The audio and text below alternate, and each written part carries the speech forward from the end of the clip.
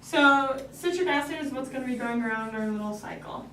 Our entire goal here is to get back to being 4 carbons so we can add on our other acetyl-CoA since we had 2 of them and only one's going around per turn. So our job is just to knock off those carbons. So we go from 6 to 5, right? Because we can only take 1 off at a time. So how did we do this? How did we go from 6 carbons to 5 carbons? You pump NADH, or NAD goes through to get NADH. And then you also get CO2. Perfect. So kind of the same thing that happened in our acetyl-CoA formation, right?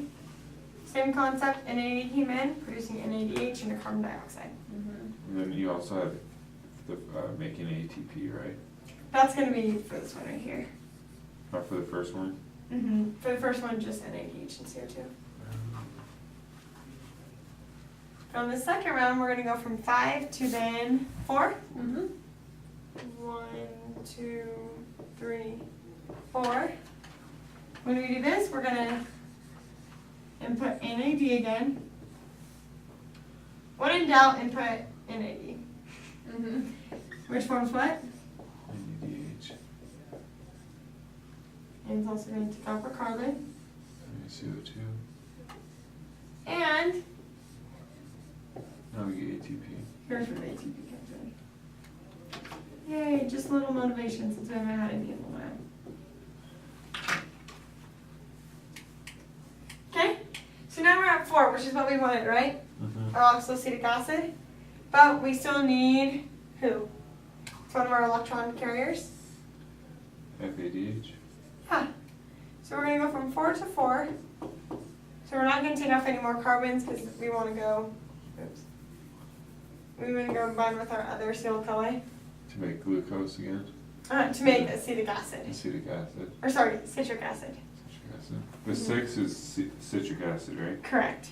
If it's,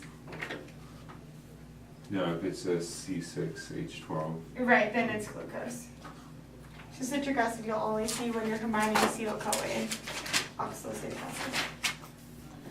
Okay, so when we go from 4 to a 4, when in doubt, input NAD, which is going to make us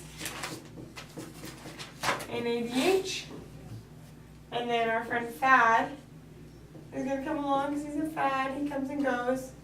FAD makes FADH. awesome. No carbons come off, right? And that's your Krebs. So then this 4-carbon molecule is going to come and get our second acetyl-CoA to make another citric acid, and we're going to do the same thing. So we need to put a big times 2 in the middle. Do it twice. How fast? Is this pretty instant, like this whole? Very, very quickly. Because think about it, we're doing this for just one glucose molecule. When you eat A whole thing. a whole, yeah, let's say a cookie or a piece of bread or whatever, you those are like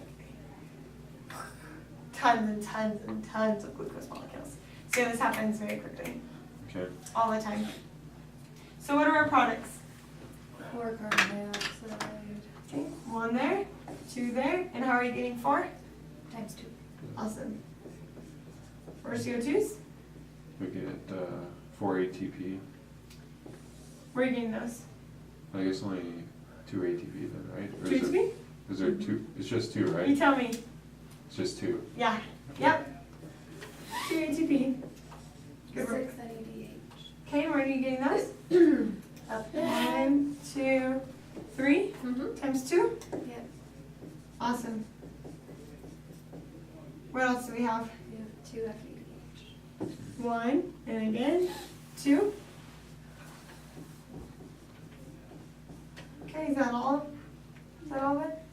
Yep. Yeah. Perfect. So, this is what we get in the Krebs cycle. Per turn, how many CO2s do we get? We'll do per turn input. 2. 1 ATP, 3 NADH, 1 FAD. So be careful when you're doing the test questions. Read the question very carefully.